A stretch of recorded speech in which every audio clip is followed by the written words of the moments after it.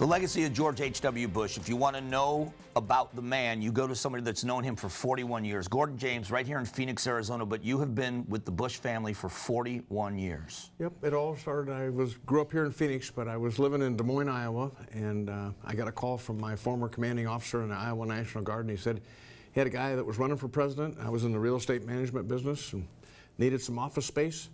And I said, well, who is it? He says, George Bush. And I said, who the heck's that?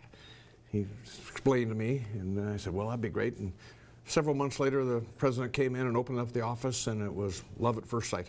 I was hooked, and I've been with him ever since. And I've seen pictures in your office. Your office is really like a 1980s history lesson from the time he was VP with President Reagan, because obviously that first presidential run didn't go as planned. Well, we won the Iowa caucus, right? If you remember. And yep.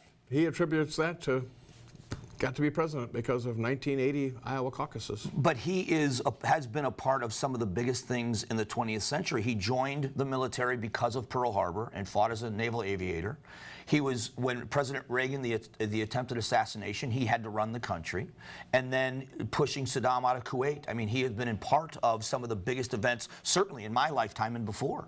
Yep, the fall of the Berlin Wall, the fall of the Soviet Union. I mean, he's done it all. And, you know, he, yesterday at the services, Secretary Baker was quoted as saying, you know, because I met you, President Bush, it changed my whole life, and I can tell you that it changed my life for sure. And for the better, of course. And it changed everybody's lives that came in contact with him. I was happy to see the public outpouring for him because they're such a good family, and you've introduced me to W, and to see what a good man he is. But are you a little bit surprised because of the treatment of how politics was when he was president? They weren't as nice to him as they certainly are now. Were you surprised at all by how publicly how loved he is?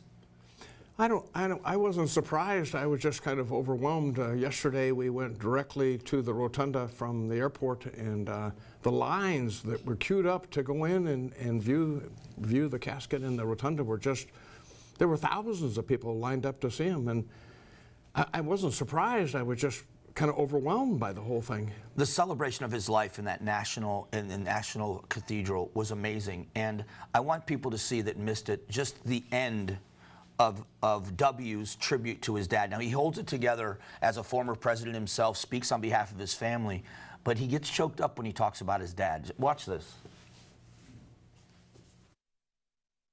And we're going to miss you. Your decency, sincerity, and kind soul will stay with us forever. So through our tears, let us know the blessings of knowing and loving you, a great and noble man, the best father a son or daughter could have. And in our grief, let us smile knowing that Dad is hugging Robin and holding Mom's hand again. Just an amazing moment for them to share with the world. Such a personal time, but so gracious in sharing that moment of his family's grief with the country. We were all at that stage of the game kind of a mess.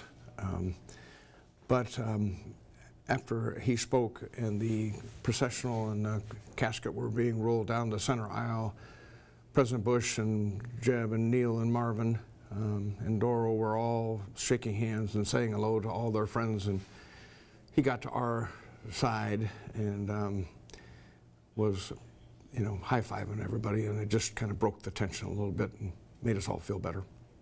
When you, have you had any time to kind of reflect on this life of this president that you got to be such a big part of?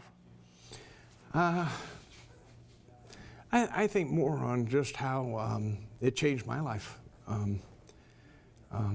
I got to do things that mere mortals don't get to do, and traveled all over the world, and you know, and they treated us all with such respect. And I've got a stack of thank you letters that he sent us, handwritten letters, typed letters. He had an old-fashioned typewriter in his office there right off the Oval Office. He had a small private office, and he would type all these letters. He didn't need to do that. And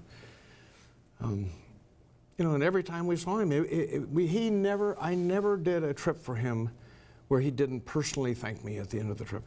It was my job. He didn't have to do that. It's kind of like thanking the pilot for landing you safely. Yeah. You know, that's what he's supposed to do. And that's what I was supposed to do. But he would always say, "Thank you very much."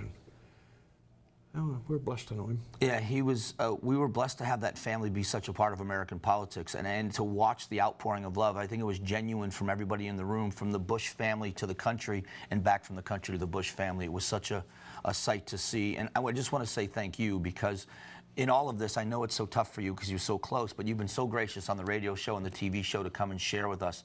And I just wanted to say thanks, because it means a lot. I've been honored, Mike. Thank you very much. Gordon James is really a hero to so many people that have known him, and to talk so kindly about the former president. We'll be back.